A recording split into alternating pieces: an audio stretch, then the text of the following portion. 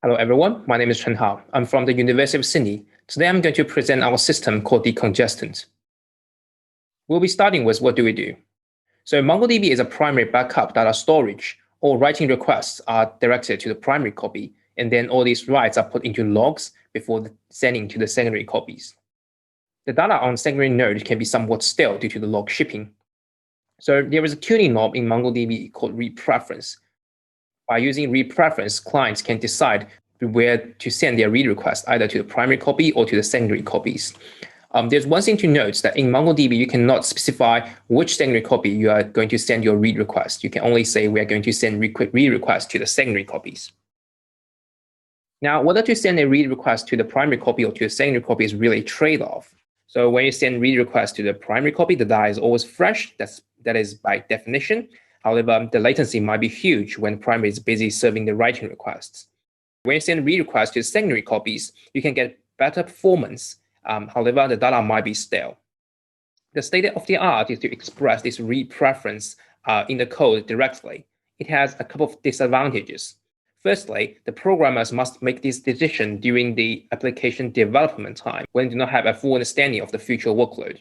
Also, a sensible choice, a reasonable choice may differ over time as the workload changes. For example, maybe there are lots of users for a website in the morning, but there are not many users in the midnight. Thirdly, in current setting, not all nodes are doing heavy lifting together. You will more or less always leave some node idle. So in this piece of work, we present a system called decongestant, which is able to automatically choose read preference during the application running time. This will improve the overall performance of MongoDB, and at the same time, it can ensure the clients always see fresh enough data. Why this problem is important? So by solving this problem, we can enable MongoDB users wait longer before they have to expand to a higher level MongoDB hardware. This helps them save money. We're now going to present a couple of challenges we are facing with. The first one is that our solution should be work for both the MongoDB cloud consumers, which is Atlas, and on-premises users. This means we do not have much access to the database internal statistics. This is because the cloud consumers do not have access to much of the statistics by nature. And also, we want our solution to be independent from database hardware configurations and workloads. That means the bottleneck can be at almost everywhere, all the way from CPU to memory, or even waiting for a specific lock.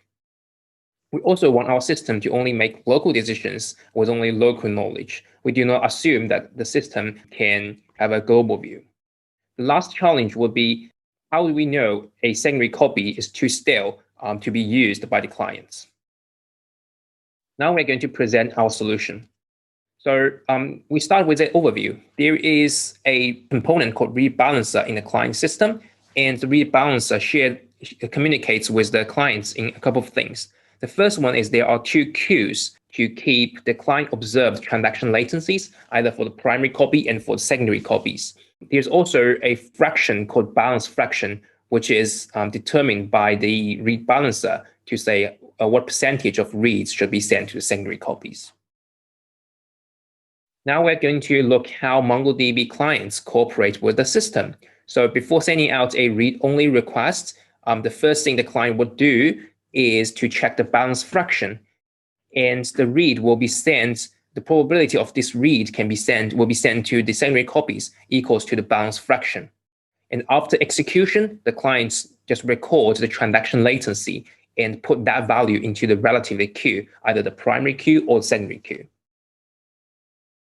Here is how the read balancer works. The read balancer wakes up periodically. It tracks MongoDB stats on data staleness, and also the round trip time between the clients and each MongoDB node. Then it calculates a statistics called server-side latency. We will use the primary copy as an example to explain the server-side latency. The server-side latency of the primary copy equals the median value of all the clients issued primary reads minus the round trip time between the client and the primary copy.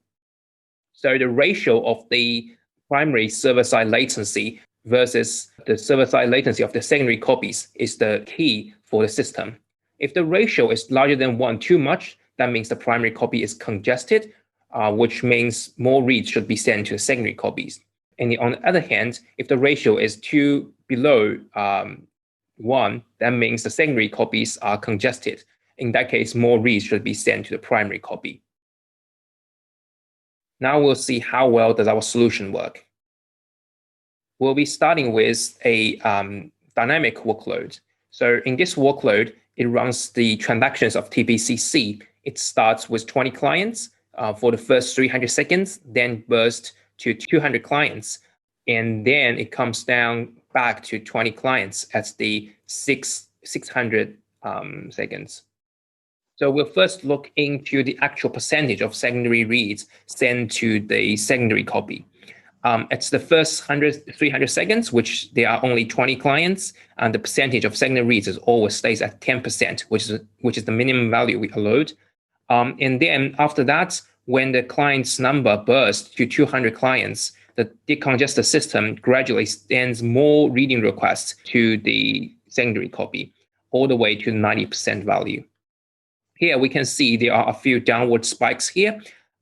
This is because when there are some times when the data staleness of the secondary copies exceeds the 10 seconds threshold set by the clients, the system will direct all reading requests to the primary copy. These times are shown in the pink vertical dot lines. You did not see that the percentage hitting 0 directly. This is because all these dots here are the average over 10 seconds period, while data staleness is visited every second. With the help of the decongestant, you can see that the throughput of decongestant can reach at the same level when the read preference is hard-coded as secondary copy. And also, the 80 percentile latency is similar to when everything is hard-coded as secondary copy. Next, we are going to show that decongestant can scale better than either hard-coded approach. We'll first visit the actual percentage of reads sent to the secondary copies. As we can see here, when the client number is more than 150 clients, around 70% of the reads are directed to the secondary copies. That means each node is sort of balanced. Everyone is doing heavy lifting together. So when every node is doing their job, we can see the throughput is larger than either hard-coded approach. And at the same time, the 80 percentile latency is better than either situation. Now we are going to show that decongestant is able to trade data freshness for performance. In this figure, we can see that when there are 100 clients and 180 clients, the decongestant is able to reach a throughput which is similar to when everything is hard-coded as secondary, but the data staleness situation is much better. Now we are going to show decongestant is able to provide clients to see the fresh enough data. All the red dots here are the maximum data staleness of the secondary copies, while the green dots here are the data staleness actually seen by the clients. As we can see, although the red dots sometimes exceeds the 10 seconds threshold, the green dots never exceeds. Now we're going to summarize our work. So in this piece of work, we built and prototype a system called decongestant, which is able to capture knowledge at runtime and change the read preference dynamically to improve the overall performance of MongoDB. At the same time, the system can also ensure the clients to see fresh enough data. Thank you.